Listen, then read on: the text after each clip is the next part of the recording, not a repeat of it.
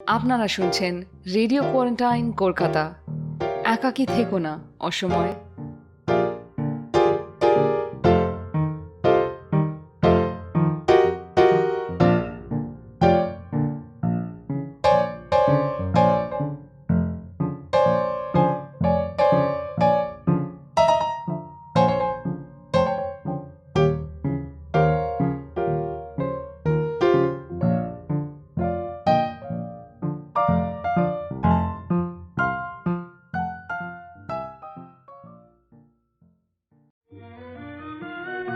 ওই মহামানব আছে, ওই মহামানব আছে, দিকে দিকে রোমাঞ্চ লাগে, বর্ষ ধুলি ঘাসে ঘাসে, ওই মহামানব আছে।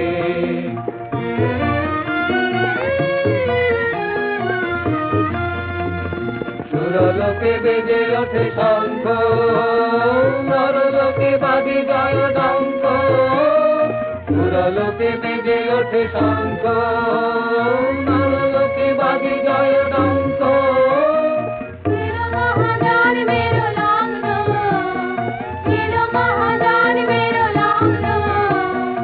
আজি আমার রাত্রির দুর্গত রণগত ধূলি তলে হয়ে গেল ভগ্ন, আজি আমার রাত্রির দুর্গত রণগত ধূলি তলে হয়ে গেল ভগ্ন। উদয় শিখরে জাগে মা বই নবজীবনের আকাশে, জয় জয় জয় রে মানব হৃদয় মন্দির উঠিল মহাকাশে, ওই মহামানব আছে।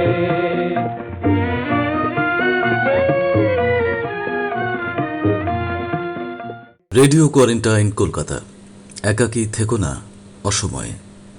এখন শুনবেন যুক্তিবাদ ও মুক্ত চিন্তা, প্রসঙ্গ অক্ষয় কুমার দত্ত, বলবেন আশিস লাহিড়ী। 19 শতকে বাঙালির নবচেতনার ইতিহাসের অন্যতম এক প্রাণপুরুষ অক্ষয় কুমার দত্ত। নিরলস যুক্তিবাদ, মুক্তচিন্তা চর্চার মাধ্যমে বাঙালির বিজ্ঞান চেতনার ভিত্তি তৈরি করে দেওয়ার কারিগর হিসেবে স্মরণীয় তিনি। কিন্তু আধুনিক বাঙালির নবচেতনার ইতিহাসে তাঁর যা অবদান, সে তুলনায় তাঁকে যথেষ্ট স্বীকৃতি দেওয়া হয়নি। প্রাচীন পাণ্ডিত্যের সঙ্গে ইউরোপীয় বিচার পদ্ধতির সম্মিলনে যে বৌদ্ধিক নবজাগরণের সূচনা, তার অন্যতম দর্পণ তত্ত্ববোধিনী পত্রিকার সম্পাদক এবং প্রধান লেখক ছিলেন অক্ষয় কুমার দত্ত। ঈশ্বরচন্দ্র বিদ্যাসাগর তাঁর সম্পর্কে লিখেছেন, তত্ত্ববোধিনী পত্রিকা প্রচারিত হওয়াতে এতদ্দেশীয় লোকদিগের যে নানা গুরুতর উপকার হইয়াছে, ইহা বোধহয় বিশিষ্ট ব্যক্তিমাত্রেই স্বীকার করিয়া থাকেন। আদ্যপান্ত অনুধাবন করিয়া দেখিলে শ্রীযুক্ত বাবু অক্ষয় কুমার দত্ত এই মহোপকারিণী পত্রিকার অসাধারণ শ্রীবৃদ্ধি লাভের অদ্বিতীয় কারণ বলিয়া বোধ হইবে। বিদ্যাসাগর ও অক্ষয় দত্ত দুজনের জন্ম একই বছরে। বাঙালির আধুনিক চেতনার ইতিহাসে দুজনেরই গুরুত্ব অপরিসীম, কিন্তু অক্ষয় কুমার দত্তকে সেভাবে মনে রাখিনি আমরা। যতটা চর্চা হওয়া উচিত ছিল তাঁকে নিয়ে, তা হয়নি। আদর্শ বাংলা পাঠ্যপুস্তক রচনার শৈলী চিনিয়েছিলেন যে অক্ষয় কুমার দত্ত, আজ কোনো পাঠ্যপুস্তকে তাঁর উল্লেখ পাওয়া যায় না। তাই তাঁর ২০০তম জন্মবার্ষিকীতে রেডিও কোয়ারেন্টাইন কলকাতার পক্ষ থেকে নিবেদন যুক্তিবাদ ও মুক্তচিন্তা, প্রসঙ্গ অক্ষয় কুমার দত্ত। আলোচক আশিস লাহিড়ী। আশিস লাহিড়ী সেই মুষ্টিমেয় লেখকদের একজন যাঁরা একাগ্রচিত্তে অক্ষয় কুমার দত্তকে নিয়ে চর্চা করে চলেছেন দীর্ঘকাল ধরে। অক্ষয় কুমার দত্ত, আঁধার রাতের একলা পথিক বইটির মাধ্যমে বাঙালি পাঠককে তিনি নতুন করে স্মরণ করিয়ে দিয়েছেন অক্ষয় কুমার দত্তের অবদান। এখন শুনুন যুক্তিবাদ ও মুক্তচিন্তা, প্রসঙ্গ অক্ষয় কুমার দত্ত। আলোচক আশিস লাহিড়ী।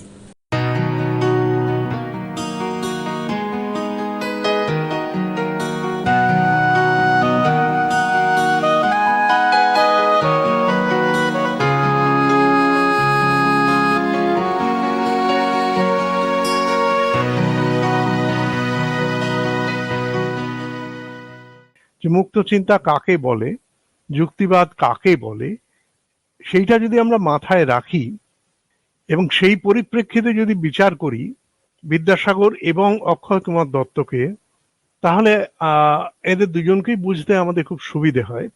বিদ্যাসাগর আর অক্ষয় কুমার দত্ত একই বছর জন্মেছেন এবং অনেক ক্ষেত্রেই একজনকে বাদ দিয়ে অন্যজনের কথা ভাবা যায় না।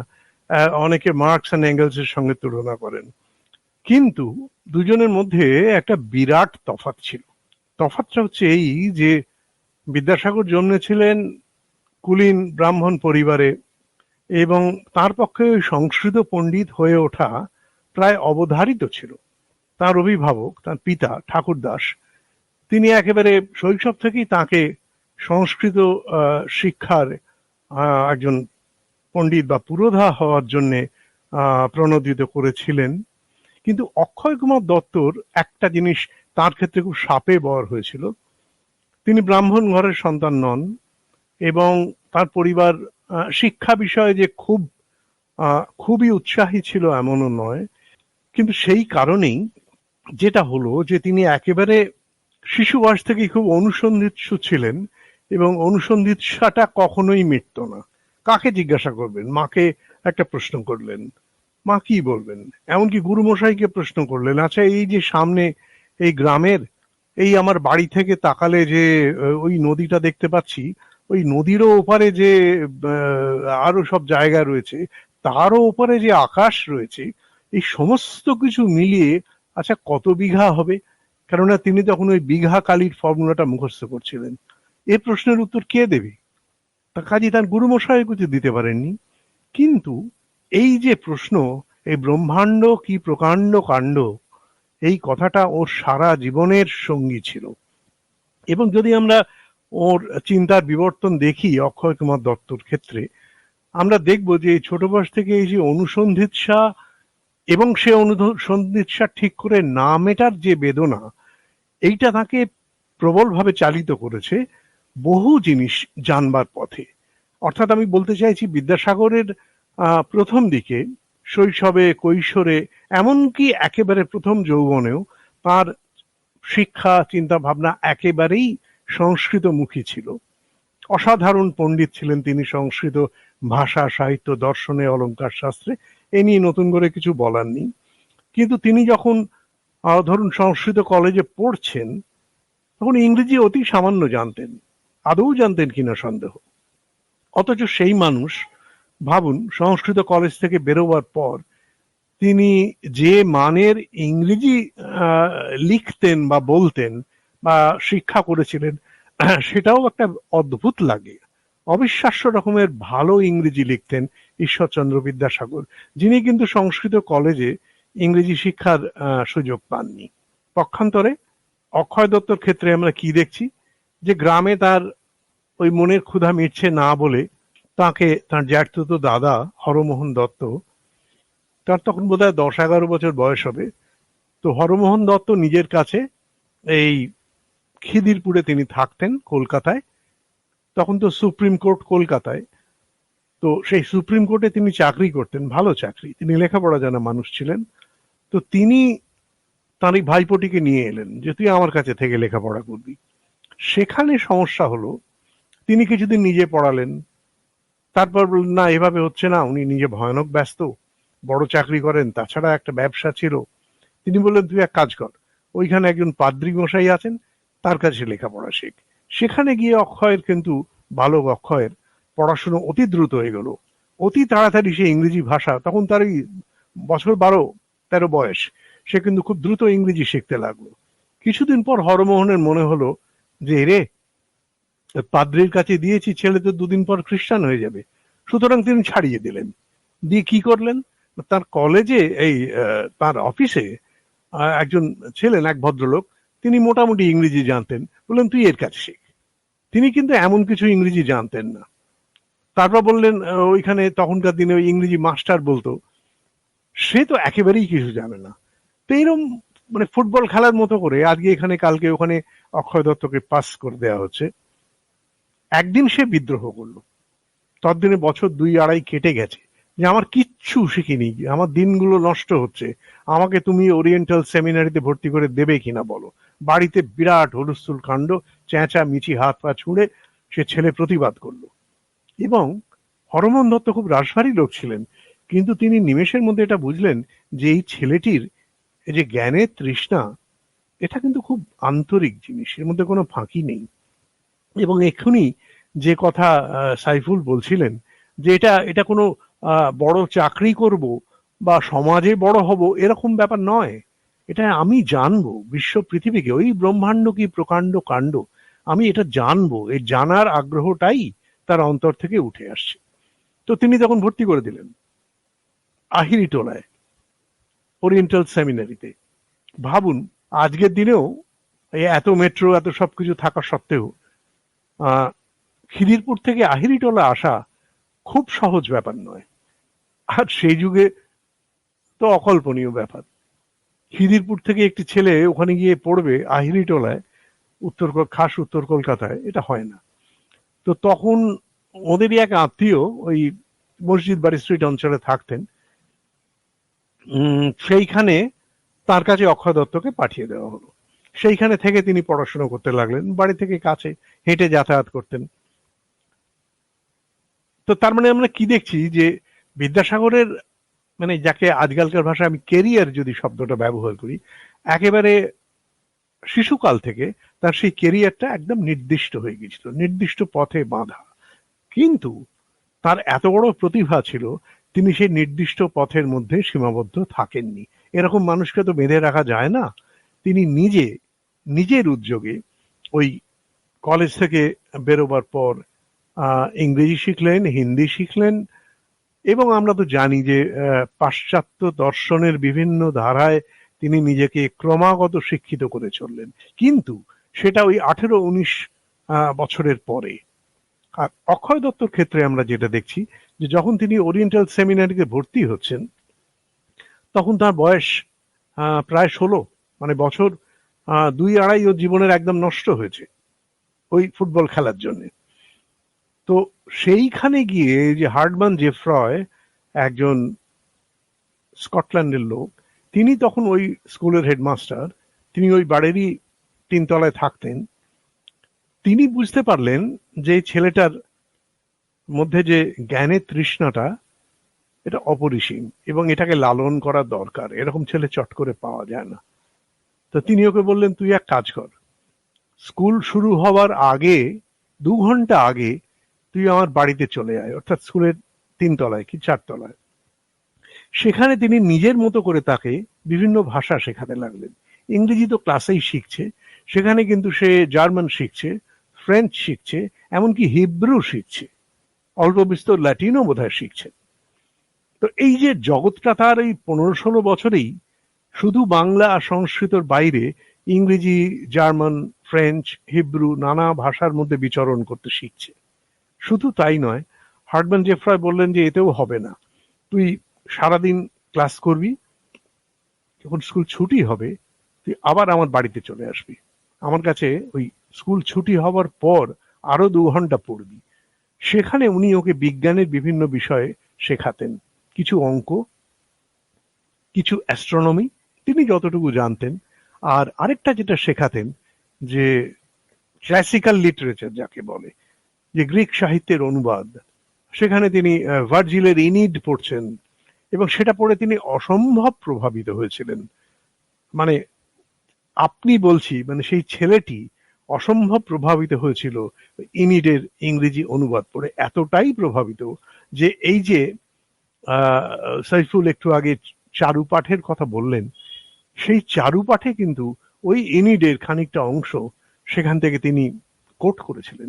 সারা জীবন সেটা তাকে প্রভাবিত করেছিল। তিনি সেখানে গ্রিক পুরাণ পড়ছেন, গ্রিক পুরাণের গল্প, এসব তো ক্লাসে পড়ানো হচ্ছে না। ক্লাসের যেমন পড়ানোর সে তো বাঁধা ছকে, আর তখন কি বা পড়ানো হতো। কিন্তু তিনি ওই হার্ডম্যান জেফ্রয়ের কাছে তার দিগন্তটা, শিক্ষার দিগন্তটা, ওই 16, 17, 18 বছর বয়সে, যখন বিদ্যাসাগর একেবারে সংস্কৃত ভাষা, সংস্কৃত অলংকার, সংস্কৃত সাহিত্য দর্শনের একেবারে গভীরে ডুব দিয়েছেন, একেবারে গভীরে ডুব দিয়েছেন।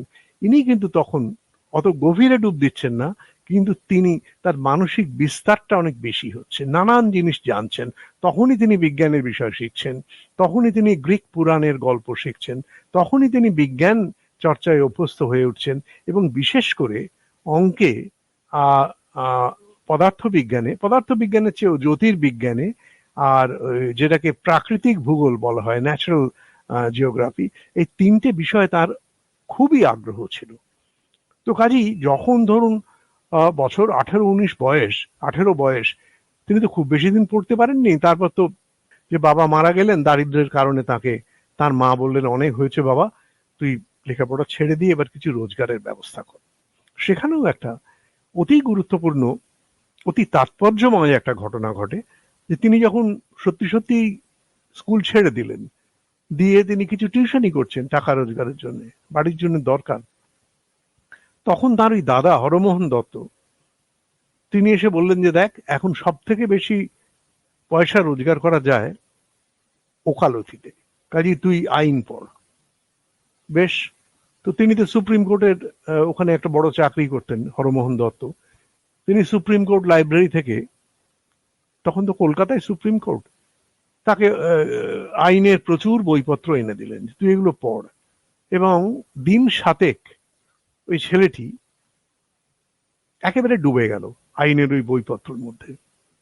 ওর তো ওই রকমই ছিল, যখন যেটা করতেন প্রায় না খাওয়া ভুলে, মানে কোনো রকমে দিনে বোধহয় 2-3 ঘন্টা ঘুমোতেন কিনা সন্দেহ, এরকম 7 দিন এক টানা এই বিষয়ে চর্চা করার পর তিনি জাগ্রত দাদাকে দেখে একটা অসাধারণ বিবৃতি দিয়েছিলেন, যেটা বাঁধিয়ে রাখার মতো, যদিও বাঁধিয়ে রাখা হয়নি, আমরা তো কিছু বাঁধিয়ে রাখি না ধর্মের কথা ছাড়া।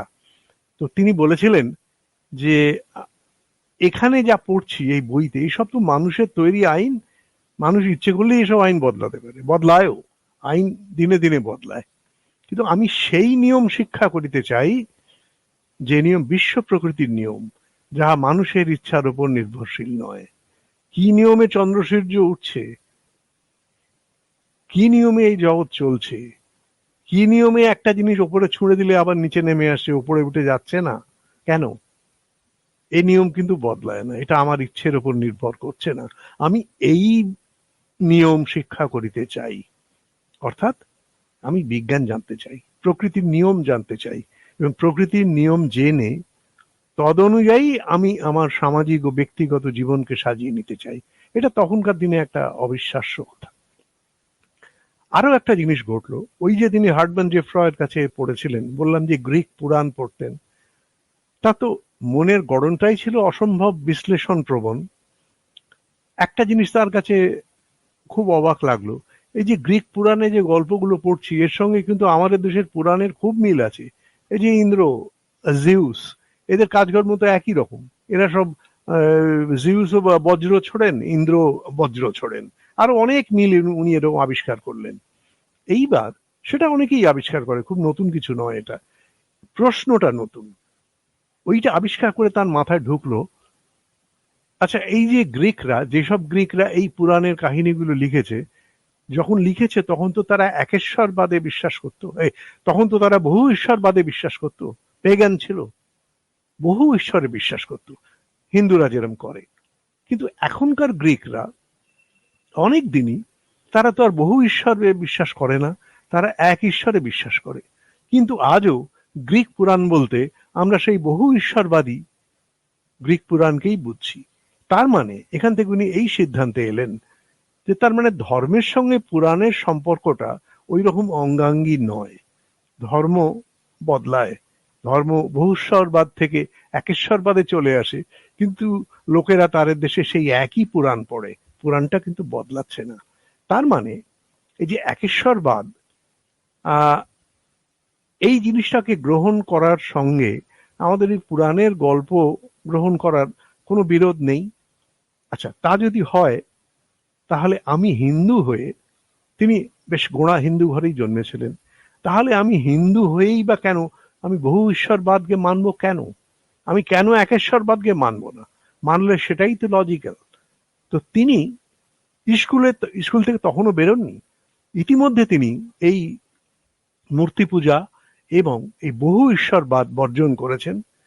তার তখন ধারণা, বিশ্বাস করতেন যে জগদীশ্বর বলে একজন কেউ আছেন, এই বিশ্ব পৃথিবীর সমস্ত কিছু কতগুলো নিয়মে চলছে এবং সেই নিয়মগুলো কিন্তু ওই জগদীশ্বরের সৃষ্টি।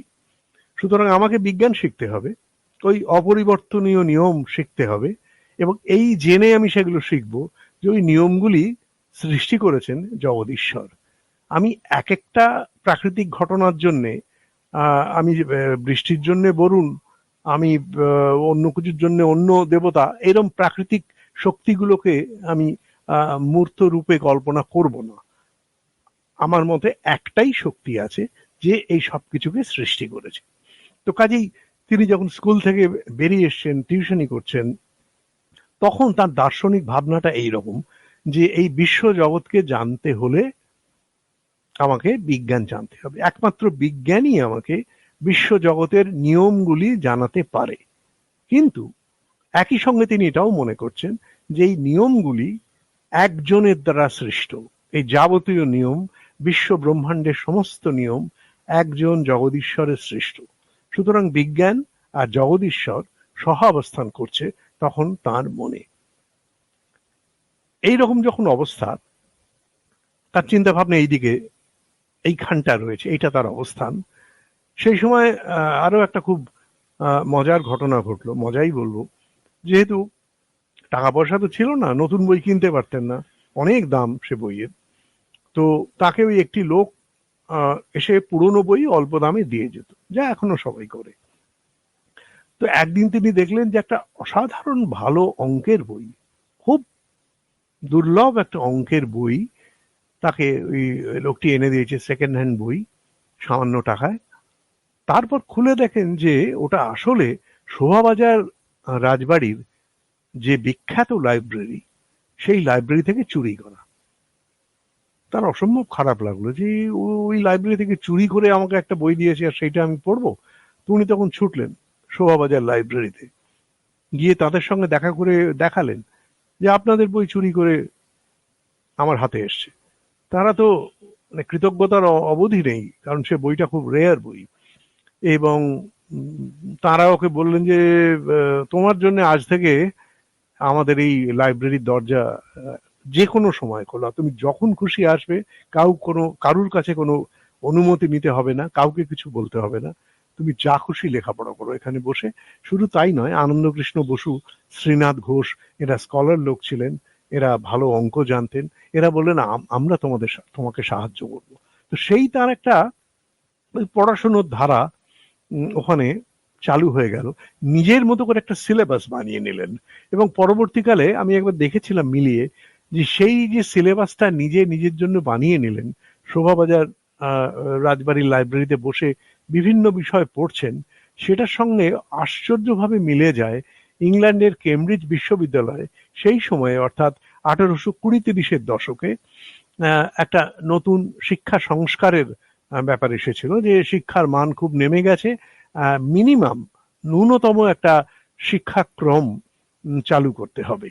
এবং সেই শিক্ষাক্রমে মোটের ওপর যা যা বিষয় ছিল, আমি অবাক হয়ে দেখলাম যে অনেক জায়গায় মিলে যায়। অক্ষয় দত্ত নিজে থেকে যে বিষয় চর্চা করছেন, যেমন ধরুন ইউক্লিড পড়ছেন, ওই ইনিড পড়ছেন সাহিত্যের দিকে, এই যে প্রাকৃতিক ভূগোল পড়ছেন, এই যে ম্যাথমেটিক্সের যে বিষয় পড়ছেন, জ্যোতির্বিজ্ঞানের যে বিষয় পড়ছেন, ইংরেজি সাহিত্য তো আছেই। এইগুলো কিন্তু যে ধাপে ধাপে উনি পড়ছেন, সেগুলো ওই কেমব্রিজের ওই কোর্সের সঙ্গে কিরকম মিলে যায়। এখন এটা একেবারে সমাপতন এরকম নাও হতে পারে, এমন হতে পারে হার্ডম্যান জেফ্রয় তার মাথায় স্কুলে থাকাকালীন এটা ঢুকিয়েছিলেন যে দেখো এইভাবে পড়াশোনার চর্চাটা এগিয়ে নিয়ে যেতে হবে। আমি বলতে চাইছি তিনি নিজের মতো করে একটা সিলেবাস বানিয়ে নিলেন। আর এখানে একটা ছোট্ট অন্য কথা বলার আছে, যে এই যে গিয়ে তিনি শোভাবাজার লাইব্রেরিতে গিয়ে বললেন যে আপনাদের বই চুরি করেছে, তো তারা ন্যাচারালি বললেন যে কে চুরি করেছে, ওর নাম বলো। তো অক্ষয় দত্ত সবই জানতেন, তার কি নাম, কোথায় থাকে। তিনি বললেন নামটা তো বলতে পারছি না, ও এসে দিয়ে যায়, আমি তো কোনোদিন ওর নাম জিজ্ঞাসা করিনি, কোথাও থাকেও জানি না। সবই কিন্তু জানতেন, কারণ তিনি বুঝতে পেরেছিলেন যে নাম বললেই তোকে ধরে জেলে পড়ে দেবে। সে বেচারি গরিব লোক, সে না খেতে পেয়ে এই কাজ করেছে, তাকে শাস্তি দিয়ে তো লাভ নেই, বইটা ফিরিয়ে দেওয়াটা হচ্ছে আসল ব্যাপার। এর থেকে তার ওই যে মানুষ তৈরি করার কথা একটু আগে সাইফুল বলছিলেন, একটা আঁচ পাওয়া যায় যে এত অল্প বয়সেই তার চিন্তা ভাবনাটা এতখানি ম্যাচিওর হয়ে উঠেছিল। তো এইরকম ভাবে তার পড়াশোনাটা চলছে। এখানে আবার একটা ঘটনা ঘটলো, অনেকগুলো বাঁক আমরা দেখতে পাই এবং যার থেকে তার চিন্তা ভাবনার বিবর্তনটাও বুঝতে সুবিধে হয়। ওই হরমোহন দত্ত, তার সঙ্গে ঈশ্বরগুপ্ত চেনাশোনা ছিল, সংবাদ প্রভাকরের সম্পাদক। তিনি একদিন ওকে সঙ্গে নিয়ে গেলেন এবং ঈশ্বরগুপ্তর সঙ্গে পরিচয় করিয়ে দিলেন। বসে আছে বালক অক্ষয় দত্ত, বালক মানে কিশোর। সেদিনই ঘটনাচক্রে ওই সংবাদ প্রভাকরে একজন কর্মচারী আসেননি। তিনি খুব ভালো অনুবাদ করতেন ইংরেজি থেকে বাংলা। তো ঈশ্বরগুপ্তর সামনে ইংলিশম্যানের একটা আর্টিকেল পড়েছিল। হঠাৎ ওর মনে হলো যে ছেলেটি তো ভীষণ বুদ্ধিমান মনে হচ্ছে, ওকে দিয়ে অনুবাদ করালে কেমন হয়। তিনি বললেন, তো অক্ষয় দত্ত বললো, না না, আমি হ্যাঁ ইংরেজি একটু একটু পড়েছি, আমি বাংলা ভালো জানি না, এই অনুবাদ আমার দ্বারা হবে না, আমি কোনোদিন করিনি এসব কাজ। বললেন, তুমি করো না, না হলে হবে না। তো সেই যে অনুবাদটা করলো ওইখানে বসে, ওই অফিসে বসে, ঈশ্বরগুপ্ত দেখে অবাক। এবং তিনি বলেছিলেন, আমার যে লোকটি কর্মচারী, এটা তার প্রফেশনাল কাজ, সে এত উচ্চাঙ্গের অনুবাদ করতে পারতো না। তো এইভাবে তার একটা সংবাদ প্রভাকরের সঙ্গে এবং লেখালেখির সঙ্গে, বাংলা লেখার সঙ্গে তার একটা সংযোগ ঘটলো। তিনি বিভিন্ন ইংরেজি লেখা বাংলায় অনুবাদ করছেন, পড়ছেন। কিন্তু আমরা তো জানি যে ঈশ্বরগুপ্তের ধ্যান ধারণা খুবই রক্ষণশীল ছিল, খুবই, কখনো কখনো বেশ বিসদৃশ্য মাত্রায় রক্ষণশীল ছিলেন তিনি। নারী মুক্তি একেবারেই পছন্দ করতেন না, আধুনিকতা ব্যাপারটাই খুব একটা পছন্দ করতেন না। তো এরকম একটা চিন্তা ভাবনার সঙ্গে অক্ষয় কুমার দত্তর মতো এইরকম মানুষের তো মেলা সম্ভব নয়। তাই কিছুদিন পরে উনি বললেন যে না, আমি এখানে আর কাজ করবো না। তা সত্ত্বেও ঈশ্বরগুপ্ত কিন্তু সারা জীবন ওকে স্নেহ করতেন, আমার শিষ্য বলতেন, যে এক সময় সে আমার শিষ্য ছিল, আজকে সে আমার গুরু। তিনি বহুদিন পর এই কথা বলেছিলেন। কিন্তু যাই হোক, ওই রক্ষণশীল, ওই বদ্ধ জায়গা থেকে তিনি সরে এলেন। সরে এসে তখন তিনি তার ওই পড়াশুনোর রেঞ্জটা তখন অনেক বেড়েছে। তিনি দর্শন চর্চা করছেন, তিনি বিজ্ঞানের নানান বই, বিশেষ করে ওই লাইব্রেরিতে থাকাকালীন তিনি ডিফারেন্সিয়াল ক্যালকুলাস, ইন্টিগ্রাল ক্যালকুলাস, তিনি জ্যোতির্বিজ্ঞান অর্থাৎ অ্যাস্ট্রোনমি, প্রাকৃতিক ভূগোল এবং ফিজিক্স, এইগুলো তিনি খুব ভালো রপ্ত করেছিলেন। তো এবার যখন তাকে তো ওই টিউশনই করছেন, অল্প কিছু রোজগার হচ্ছে, বাকি সময়টা লেখাপড়া করে কাটাচ্ছেন, এমন সময় দেবেন্দ্রনাথ ঠাকুর, ওর চেয়ে 3 বছরের বড় ছিলেন, দেবেন্দ্রনাথ ঠাকুর ঠিক করলেন যে তিনি তত্ত্ববোধিনী পত্রিকা বার করবেন এবং তার জন্য শ্রেষ্ঠ সম্পাদক চাই। কি করে শ্রেষ্ঠ সম্পাদককে খুঁজে পাওয়া যাবে? তিনি বললেন, আমি পরীক্ষা নেব। তিনি বিজ্ঞাপন দিলেন যে সম্পাদক নেওয়া হবে এবং একটা প্রবন্ধ প্রতিযোগিতার আহ্বান করা হচ্ছে, যিনি তাতে প্রথম হবেন তাকে বেছে নেওয়া হবে। অক্ষয় কুমার দত্ত প্রথম হলেন। 1843 সাল তিনি তত্ত্ববোধিনীর সম্পাদক নিয়োজিত হলেন। এই তত্ত্ববোধিনীর সভা যেটা ছিল, তাতে তখন ঈশ্বরচন্দ্র বিদ্যাসাগর যুক্ত, তাতে রাজেন্দ্রলাল মিত্র যুক্ত, সে সময়কার রাজনারায়ণ বসু যুক্ত, রামচন্দ্র বিদ্যাবাগীশ যুক্ত, প্রায় সবাই তখনকার পণ্ডিত মহলের। অক্ষয় দত্ত সেই কাগজের সম্পাদক হলেন এবং এইটা বাংলা সাংবাদিকতা বলবো না, বাংলা ভাষা ও বাংলা সাহিত্যের ইতিহাসে একটা স্বর্ণযুগ বলে চিহ্নিত হওয়া উচিত। 1843 থেকে 1855 এই 12টি বছর উনি তত্ত্ববোধিনীর সম্পাদক ছিলেন। কি লিখতেন তিনি? প্রধানত সবই লিখতেন, তার মধ্যে বিজ্ঞান বিষয়ের লেখা সবচেয়ে বেশি। তিনি ফিজিক্সের উপর লেখা লিখতেন, তিনি অ্যাস্ট্রোনমির উপর লেখা লিখতেন, তিনি সমাজ বিজ্ঞান বিষয়ক লেখা লিখতেন। এই যে ঈশ্বরচন্দ্র বিদ্যাসাগরের বিধবা বিবাহ সমর্থনে অসামান্য প্রবন্ধ লেখেন তিনি তত্ত্ববোধিনীতে। আর লক্ষণীয় এইটাই, দেবেন্দ্রনাথ কিন্তু বিধবা বিবাহের খুব একটা পক্ষপাতী ছিলেন না এবং তিনিও বেশ খানিকটা রক্ষণশীল চিন্তাতেই বিশ্বাসী ছিলেন। যদিও তিনি ব্রাহ্ম ধর্ম প্রবর্তক, ব্রাহ্ম ধর্মের প্রচার করতেন। তো সেখানেও কিন্তু দেখা গেল যে তার সঙ্গে বিরোধ বাঁধছে দেবেন্দ্রনাথ ঠাকুরের। কারণ দেবেন্দ্রনাথ মালিকও তো বটে, অক্ষয় কুমার তো মাইনে করা কর্মচারী। তিনি প্রথমে 30 টাকা মাইনে পেতেন, তারপর 60 টাকা। সেটা কিছু কম নয় তখনকার দিনে। এবং তার কিন্তু জমি জমা ছিল না। তিনি ওই চিরস্থায়ী বন্দোবস্তের আর 5টা লোকের মতো যে শহরে বসে তিনি প্রগতিশীল কাজ করছেন আর গ্রাম থেকে টাকা আসছে বাড়িতে, না, এরকম ছিল না। তাকে মাথার ঘাম পায়ে ফেলে জীবিকা অর্জন করতে হতো, ওটাই তার একমাত্র রোজগার ছিল। কিন্তু এদিকে দেবেন্দ্রনাথের সঙ্গে তার বিরোধ বাধছে। কিরকম বিরোধ? দেবেন্দ্রনাথ তখন বিশ্বাস করতেন, ব্রাহ্ম সমাজের অনেকেই বিশ্বাস করতেন, যে বেদ হচ্ছে অপৌরুষেয়। অপৌরুষেয় মানে যা কোনো মানুষের লেখা নয়, সাক্ষাৎ ঈশ্বরের মুখ নিঃসৃত। অক্ষয় কুমার দত্ত তিনি ওই বললাম যখন যেটা মাথায় ঢোকে তিনি তলিয়ে গেলেন বেদ চর্চায়। খুব ভালো সংস্কৃত শিখেছেন ইতিমধ্যে। তিনি বেশ কিছুদিন একটানা বেদের মধ্যে ডুবে থেকে এইবার দেবেন ঠাকুরকে গিয়ে একদিন বললেন যে আচ্ছা, এটা তো আপনি বলছেন ঈশ্বরের মুখ নিঃসৃত, কোনো মানুষের লেখা নয়। হ্যাঁ, তার মানে এটা সর্বতভাবে নির্ভুল? হ্যাঁ।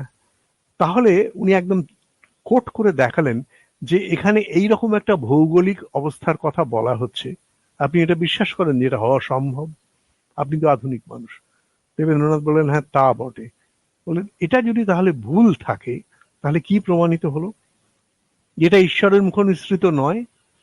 কারণ ঈশ্বর যদি বলেন তাহলে এটা কন্ট্রাডিকশন ইন টার্মস হয়ে যাচ্ছে। ঈশ্বর মানে তার কখনো ভুল হতে পারে না, তিনি সর্বজ্ঞ। অথচ এখানে এমন কথা লেখা রয়েছে যেটা আপনিও স্বীকার করছেন যে যে একেবারে ন্যূনতম মাত্রায় ভূগোল যে জানে সেও বড় একটা বাচ্চা ছেলেও বলবে যে এটা ভুল। তার মানে বেদ কিন্তু চির অভ্রান্ত নয়, বেদ ঈশ্বরের রচিত নয়। দেবেন্দ্রনাথের সাংঘাতিক দ্বিধা জাগলো, তিনি এক কথায় মানতে পারছেন না, এদিকে যে যুক্তিটা অক্ষয় দত্ত দিচ্ছেন ফেলতে পারছেন না। এই নিয়ে অনেক দিন তিনি বেশ মনোকষ্টে ভুগলেন। অবশেষে শিবনাথ শাস্ত্রী লিখেছেন, সত্যেন ঠাকুর লিখেছেন, অনেকেই লিখেছেন যে অক্ষয় দত্তই দেবেন্দ্র ঠাকুরকে শেষ পর্যন্ত মানতে বাধ্য করেন যে হ্যাঁ, বেদ কোনো মানুষের রচনা নয়, বেদ কোনো ঈশ্বরের রচনা নয়, বেদ আমাদেরই মতো কয়েকজন মানুষের রচনা। সুতরাং অতি উচ্চাঙ্গের রচনা, কিন্তু তার মধ্যে ভুলভ্রান্তি থাকা স্বাভাবিক। মানুষের তৈরি যে কোনো জিনিসে ভুলভ্রান্তি থাকবে। এখানে থামলো না ব্যাপারটা। এইটা এত বড় একটা ব্যাপার তখনকার দিনে যে দেবেন্দ্রনাথ ঠাকুর তিনি নিজেই বললেন যে এটা পাবলিকলি ঘোষণা করা দরকার যে আমাদের দার্শনিক অবস্থানে এইরকম একটা গুরুতর পরিবর্তন এসছে। তিনি গোঁড়া হিন্দু থেকে বেরিয়ে এসে একটু একটু লিবারেল হিন্দু, ব্রাহ্ম এরকম একটা চিন্তার অবস্থানে ছিলেন। এখানে কিন্তু তিনি যে কথাটা বলছেন এটা বললে হিন্দুদের সঙ্গে একেবারে পাকাপাকি বিচ্ছেদ অবধারিত, কিন্তু সেটাই হলো। এবং সেই ঘোষণাটা দেবেন ঠাকুর নিজে করেননি, সেই ঘোষণাটা পাবলিক অনুষ্ঠানে সেই ঘোষণাটা অক্ষয় কুমার দত্ত করেন, যে ব্রাহ্ম সমাজ এতদ দ্বারা ঘোষণা করছে যে তার মতে বেদ অপৌরুষেয় নয়, এ আমাদেরই মতো মানুষের রচনা। এইটা একটা মস্ত বড় টার্নিং পয়েন্ট বলা যায় তার দর্শন ভাবনার বিবর্তনে। কিন্তু তত্ত্ববোধিনীর সেই সময়কার লেখাগুলো দেখলে একটা ব্যাপার খুব আশ্চর্য লাগে। তিনি বিজ্ঞান নিয়ে চমৎকার সব লেখা লিখছেন, অতি চমৎকার।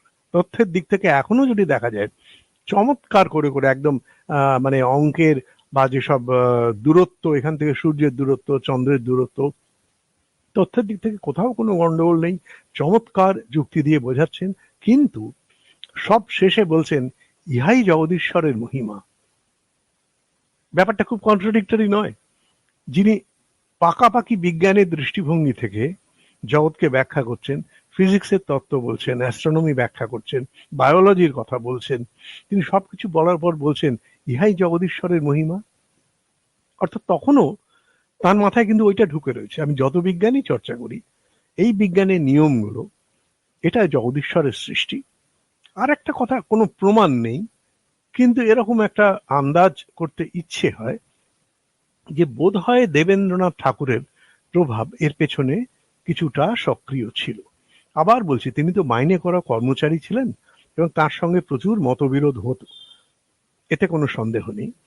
এবং সেই মতবিরোধের সবচেয়ে সুপরিচিত দৃষ্টান্ত অনেকেই জানেন নিশ্চয়ই, তবু আবার বলতে দোষ নেই, যে ওই যে তত্ত্ববোধিনী পত্রিকার যেসব লেখা ছাপা হতো সেগুলো বাছাই করার জন্য একটা কমিটি ছিল, প্রবন্ধ নির্বাচন কমিটি। সেখানে বিদ্যাসাগর ছিলেন, অক্ষয় দত্ত তো ছিলেনই, রাজেন্দ্রলাল মিত্র ছিলেন, রাজনারায়ণ বসু ছিলেন, রামচন্দ্র বিদ্যাবাগীশ ছিলেন, আরো অনেকে ছিলেন, খুব সম্ভব প্রসন্ন সর্বাধিকারীও ছিলেন। তো ওদের নিয়ম ছিল যে কোনো লেখা যেই জমা পড়ছে ওই কমিটি সেটা পড়বে, পড়ে এবং তারা লিখিতভাবে জানাবে যে হ্যাঁ এটা তত্ত্ববোধিনীতে ছাপার উপযুক্ত, আর যদি উপযুক্ত না হয় সে লেখা বাতিল হয়ে যাবে, একদম গণতান্ত্রিক সিদ্ধান্ত মতে, যে আমাদের কমিটিতে এতজন লোক আছে, তার মেজরিটি বলছেন এ লেখা ছাপার উপযুক্ত বা উপযুক্ত নয়। এইভাবেই চলছিল। এমন সময় রাজনারায়ণ বসুর নিজের একটা লেখা তত্ত্ববোধিনীতে ছাপার জন্য ওই কমিটির সামনে উপস্থাপিত হলো, এবং সেইটা নিয়ে কিছু আপত্তি উঠল। স্বয়ং রাজনারায়ণ বসুর লেখা, যিনি তত্ত্ববোধিনী সভার সদস্য, সেটা নিয়ে কিছু সমস্যা দেখা দিল, এবং অক্ষয় দত্ত বললেন যে না, আমার এই লেখা ছাপাতে আপত্তি আছে, এতে এমন কিছু তথ্য আছে যা বিজ্ঞান বিরোধী, এবং বিজ্ঞান বিরোধী যুক্তি বিরোধী কথা আমি ছাপতে দিতে রাজি নই। কে তাকে সমর্থন করলেন? ঈশ্বরচন্দ্র বিদ্যাসাগর। এরম ঘটনা একটা নয়, বিনয় ঘোষের বইতে আছে যে এরম ঘটনা প্রায়ই ঘটত, যে ওই একটা লেখা নিয়ে, একটা কোনো দার্শনিক প্রশ্ন নিয়ে, এমনকি ধর্ম নিয়ে বিতর্ক উঠলো, ঠিক দেখা গেল যে সভা দুটো ভাগে ভাগ হয়ে গেছে, একদিকে ঈশ্বরচন্দ্র বিদ্যাসাগর, অক্ষয় কুমার দত্ত, কখনো কখনো রাজেন্দ্রলাল মিত্র, অন্যদিকে বাকি সবাই। এবং প্রায় সব সময় দেখা যেত যে বিদ্যাসাগর অক্ষয় দত্তর যে যদি গোষ্ঠী বলা যায়, সেই গোষ্ঠীই কিন্তু যুক্তিতে জিতত, তাদের কথা আলটিমেটলি ফেলতে পারতো না লোকে। এবং শেষ পর্যন্ত দেবেন্দ্রনাথ ঠাকুর এত বিরক্ত হয়েছিলেন, তার সেই চিঠি অনেকেই পড়ে থাকবেন, যে কতকগুলান নাস্তিক গ্রন্থাধ্যক্ষ হইয়াছে, ইহাদিগকে বিতাড়িত না করিলে ব্রাহ্ম সমাজের কাজ অগ্রসর হইবে না। কাকে বিতাড়ন করার কথা বলছেন? ঈশ্বরচন্দ্র বিদ্যাসাগর, অক্ষয় কুমার দত্ত। বুঝুন তাহলে বিরোধিতাটা, দার্শনিক বিরোধিতাটা কি মাত্রায় পৌঁছচ্ছিল। এইভাবে চলছে। অক্ষয় দত্ত লিখছেন, এবং ওই 12 বছর, আমি তো বললাম সেটা স্বর্ণযুগ। রমেশচন্দ্র দত্তের একটা কথা আছে, উনি তো কিছুটা ছোট ছিলেন। রমেশচন্দ্র দত্ত বলছেন যে আমরা তখন তিনি একেবারেই তরুণ, আমরা হা পিত্তে সরে বসে থাকতাম যে কবে তত্ত্ববোধিনীর লেটেস্ট সংখ্যাটা হাতে আসবে এবং নতুন কি জানতে পারবো।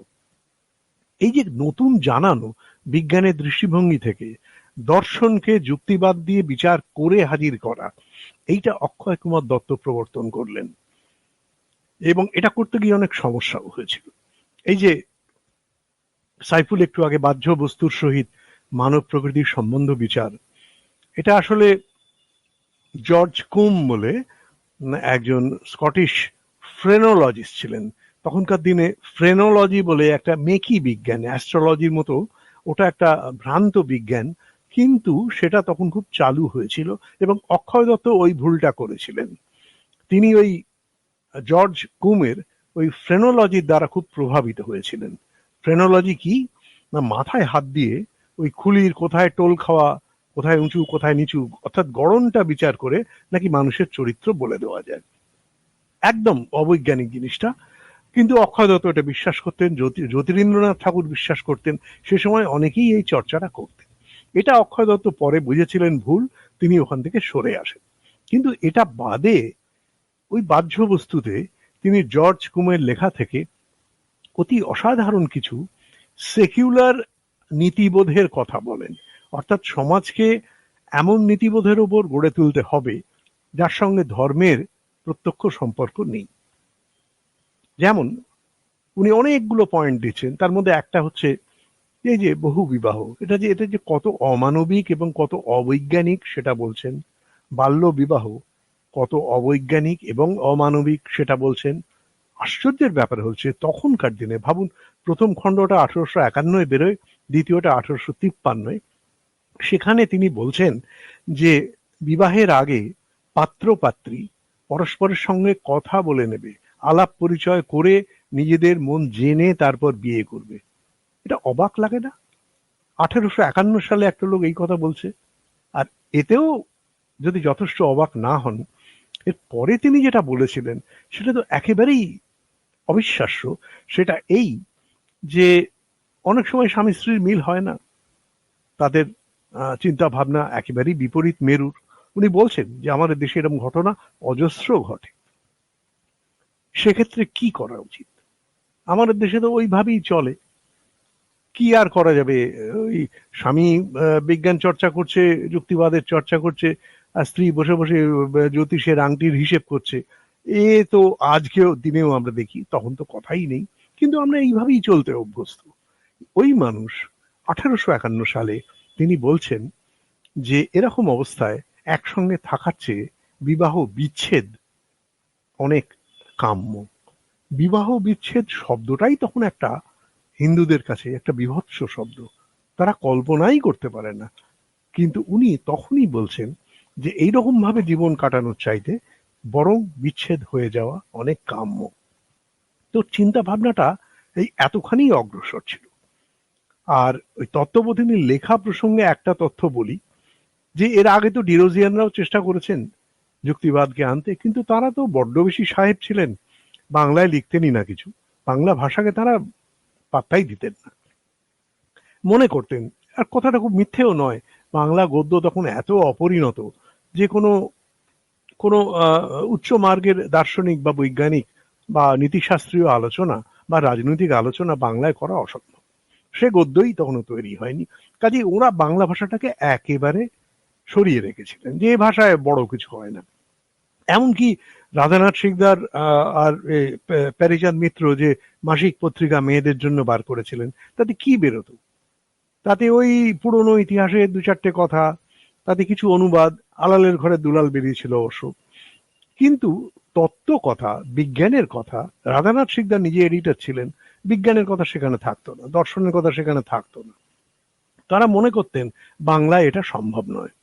কিন্তু অক্ষয় কুমার দত্ত তত্ত্ববোধিনীতে দিনের পর দিন, মাসের পর মাস তিনি এই একের পর এক দার্শনিক ও বৈজ্ঞানিক প্রবন্ধ লিখে চললেন। তাতে করে স্বয়ং ডিরোজিয়ানদের ধারণা বদলালো। রামতনু লাহিড়ির একটা বিখ্যাত মন্তব্য আছে যে যে দেখেছো দেখেছো বাংলাতে এই মানের লেখা এখন বেরোচ্ছে, আমাদের বাংলা ভাষা এতখানি উন্নত হয়েছে যে পৃথিবীর একেবারে আধুনিকতম বিজ্ঞানের বিষয় নিয়ে বাংলায় প্রবন্ধ বেরোচ্ছে, জনপ্রিয় প্রবন্ধ, লোকে কিনে পড়ছে। এ কত বড় আনন্দের কথা! এই ঘটনাটা জন্য সম্পূর্ণ দায়ী অক্ষয় কুমার দত্ত। এর কৃতিত্ব একা হাতে তিনি দাবি করতে পারেন। কিন্তু ওই যে বললাম যে তিনি তখনও তার ওই জগদীশ্বর সম্পর্কে, একেশ্বর সম্পর্কে ধারণা বদলায়নি। তিনি তখনও মনে করছেন, একটা দোলাচলের মধ্যে আছেন বোঝা যায়, কিন্তু তিনি তখনও মনে করছেন এই যে বিজ্ঞানের যেসব নিয়ম আমরা জানছি, জগৎ বিশ্বকে যেভাবে জানছি, নিয়ম যেভাবে জানছি, এগুলো জগদীশ্বর আছেন বলেই এইসব নিয়ম আছে। এই নিয়মের সঙ্গে জগদীশ্বরের কোনো বিরোধ নেই। এখন এইভাবে চলতে চলতে যা হয়, কোনো জিনিস তো এক জায়গায় দাঁড়িয়ে থাকে না, ক্রমশ তার জ্ঞানের পরিধি বাড়ছে।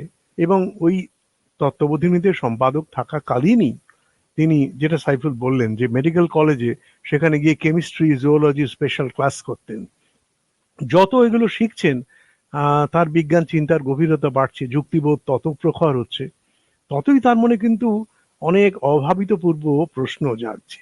এই যে জগদীশ্বর আর বিজ্ঞান সহাবস্থান করছেন, এর কোনো বাহ্য প্রমাণ তিনি পাচ্ছেন না, অর্থাৎ এটা একটা বিশ্বাস, কিন্তু এটাকে অকাট্য প্রমাণ দিয়ে, যুক্তি দিয়ে প্রমাণ করার মতো কিছু তিনি পাচ্ছেন না।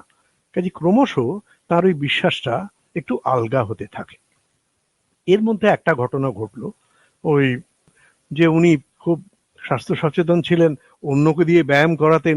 উনি নিজে কিন্তু একবারে অসম্ভব অস্বাস্থ্যের অধিকারী ছিলেন, অল্প বয়স থেকে কোনোদিনই তার স্বাস্থ্য ভালো না, সেই জন্যই হয়তো অন্যকে দিয়ে এত বেশি ব্যায়াম ট্যায়াম করাতে চাইতেন। এবং ঘটনা যেটা ঘটলো যে এত অমানুষিক ধকল।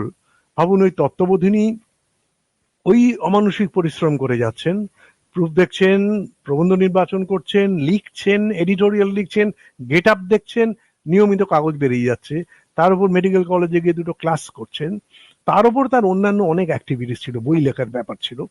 একদিন হঠাৎ দেখা গেল তত্ত্ববোধিনীর ঘরে বসে কাজ করতে করতে তিনি অজ্ঞান হয়ে পড়ে গেলেন, এবং সেই জ্ঞান ফিরতে এমন নয় যে হঠাৎ পড়ে গেলেন তক্ষুনি উঠে পড়লেন, ফিরতে তার কয়েক ঘন্টা সময় লাগলো। এবং তখন জানা গেল যে এই ধরনের এপিসোড আগেও হয়েছে। হ্যাঁ, যেটা রামকৃষ্ণদা উল্লেখ করেছেন।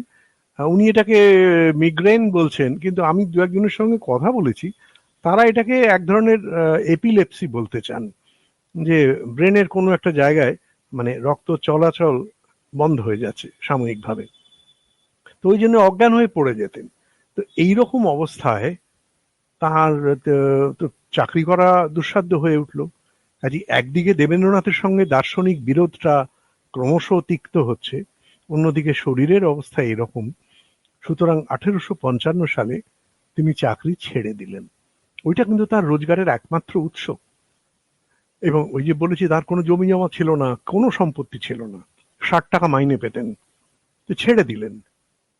আর তখন ওই ঈশ্বরচন্দ্র বিদ্যাসাগর, আমি বলি চিরসহা ঈশ্বরচন্দ্র, ঈশ্বরচন্দ্র বিদ্যাসাগর তখন প্রস্তাব দিলেন তত্ত্ববোধিনী সভায় যে ওর শরীরটা ভেঙেছে, তো তত্ত্ববোধিনীর জন্য কাজ করতে গিয়ে তো এটা আমাদের দায়িত্ব নয় ওর জন্য একটা পেনশনের ব্যবস্থা করা।